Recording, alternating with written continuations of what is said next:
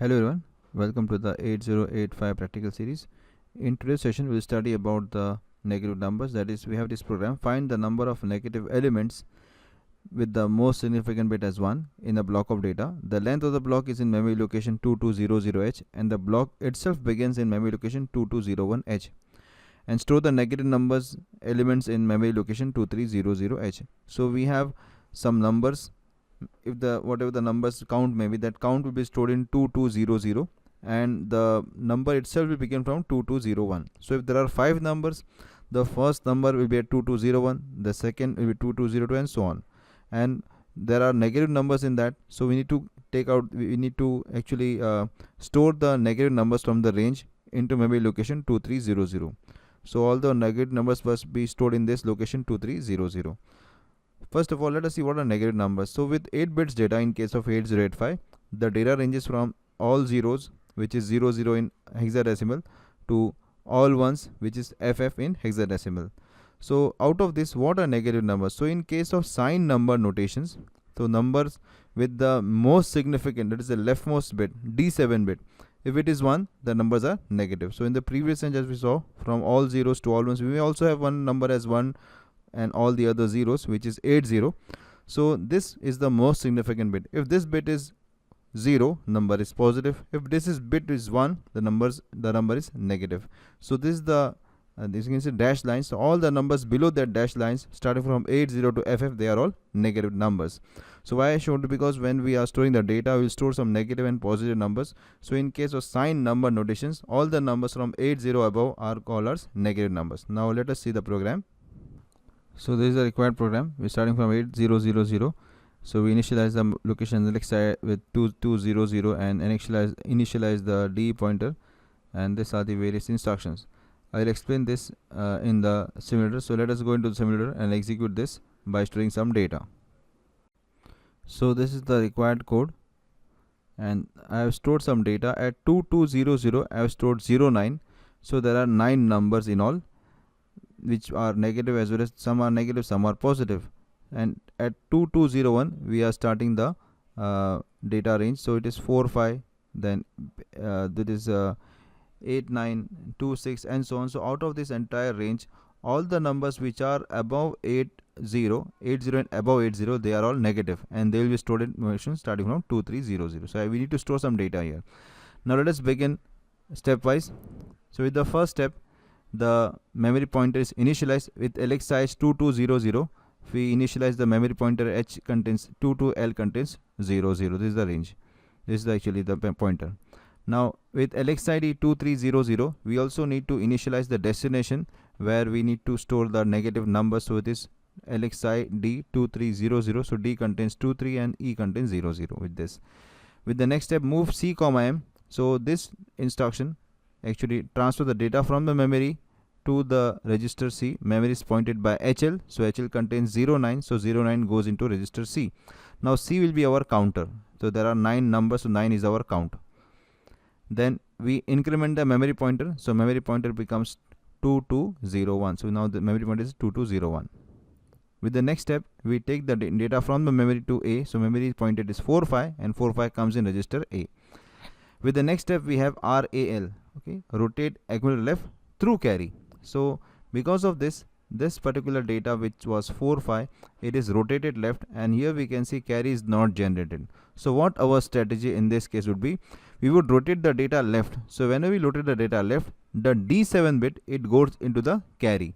So if carry is generated, it means the number is negative. If carry is not generated, it means the number is positive. As we can see, no carry is generated, so the data is positive and it should be discarded. So in the next case, jump if no carry. If there is no carry, then we jump to 8010. At 8010 we have the decrement count. Okay, so we decrement the count. So now we decrement the count, so count becomes 8. The first number is complete. We go to the next number. So with this TCRC, the count becomes 8, and here we check whether the counter is 0 or not. The counter is not 0 because 0 flag is reset, and of course it is 08. So it goes to 8007. 800 we have increment H, so it goes to the next number, that is 2202. We have 89. Okay, so now in the next step, we move the data from memory to A. So 89 is here, 89 comes here. Now we rotate the data Okay, with rotation, as we can see, carry is generated. Okay, here carry is set. Okay, it means the number is negative. And with the next step, we are giving J and C. Jump if no carry, but carry was generated, so it won't jump to this particular location, but now it will go to save the data. We need to save this data to the memory location 2300. With the next step, we again transfer the data from memory to A. Now this step we have already performed here, but why we are performing here? Because you can see when we transfer the data from memory to A, it was 89, but when we rotated, it changed. So we need to again get the data from memory again. So if we directly store the data from A to this pointer, memory pointer DE, then it will store 2. It will store 12, not the actual original data is 89. After rotation it becomes 12. So we need to get the data again. So we are using this instruction again. With STXD, the data which is at register A, it gets stored at 2300. So STXD, it stores the data from register A to the memory pointer which is pointed by DE. So D is pointing at we can see 2300. So it becomes this 89 stores here. With INXD, we increment this pointer 2301. Okay, and then again DCRC, we decrement the count. So this continues. So what our strategy is, whenever we get a positive number, we directly go to the decrement counter, and when we get a negative number, we store the number and increment the destination pointer also. So I'll just run it together. Okay, so after running, see what we are getting is we get this all the negative numbers 89, A7, D5 and FF. So all in this entire range from starting from 2201, there are 9 numbers, out of which this 5 are negative because they are more than 80 and more than 80. So these are the 5 numbers. This is how we do this particular program. Now let us go to the next one. Now in the next program, we have to find the largest data. So what the program is, find the largest number in a block of data. The length of the block is in memory location 2200 and the block itself starts from memory location 2201. So if there are 5 numbers, this 220 will hold the number 5. So this count is in 2200 and the actual number starts on 2201.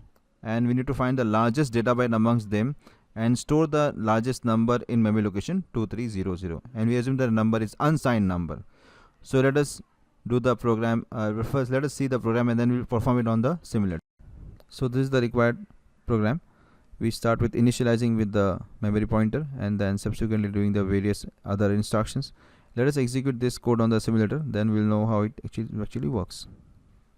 So this is the required program, and here I have saved the data and the data grid. So at 2200 we have the number 9. So there are 9 numbers and we need to get the largest of this. So starting from 2201 to 2201, there are 9 numbers, 4, 5, 8, 9 and so on.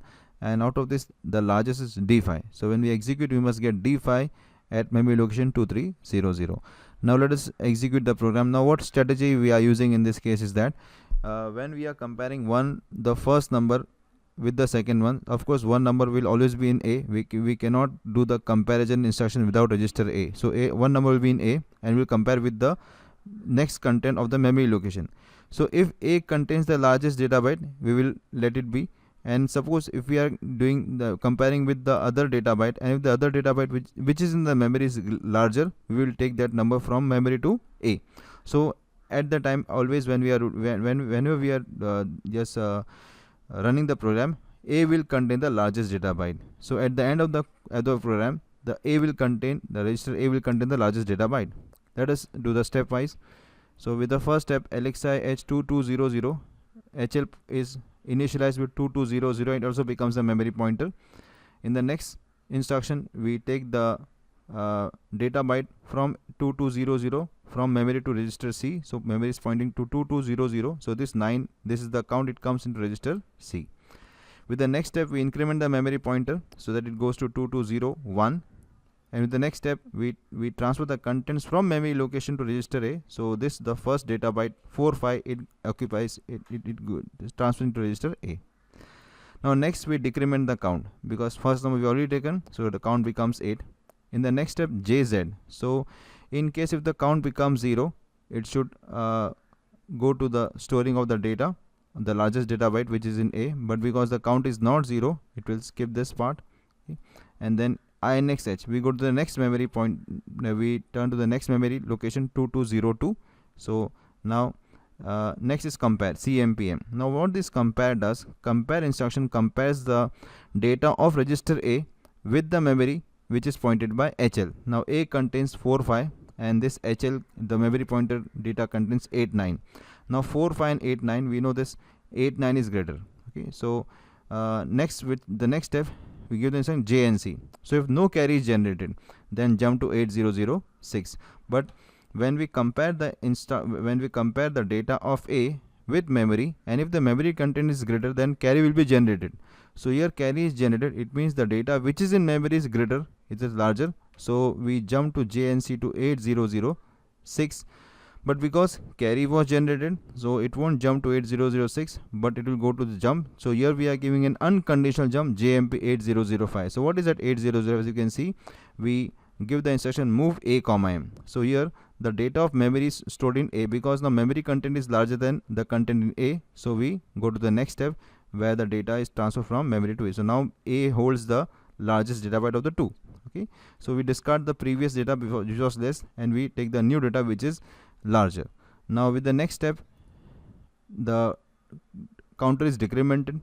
Okay, and if the counter is not 0, if counter is 0, it will come out of the loop. If it is not 0, it will go inside, and INX H, we increment the memory pointer, go to 2203. Now we compare with this. So A contains 8, 9 and 223 contains 26. Now 8, 9 is greater than 26, so carry is not generated. Okay, and when carry is not generated, we go to 8006. So here carry is not generated because A is larger, so it jumps to decrement count. Okay, it skips this step, it goes to decrement count. So now when we compare this with the data in the memory is smaller, so we don't bring this data to the register A from the memory. Okay, and this steps continues, and when we run the entire code, of course, out of all these data bytes from starting from 4, 5 to 8, 9, D5 is the largest one. So and D5 gets stored at 2300. So this is how we do this particular program. We can just even reset this, and suppose if I at the last location, if I store FF, now FF is the largest data byte. Okay, and if I run this program, I must get FF at 2300. Okay, as you can see, I am getting FF at 2300. So this is how we do this particular program. So that's all for this particular session. Thanks for watching.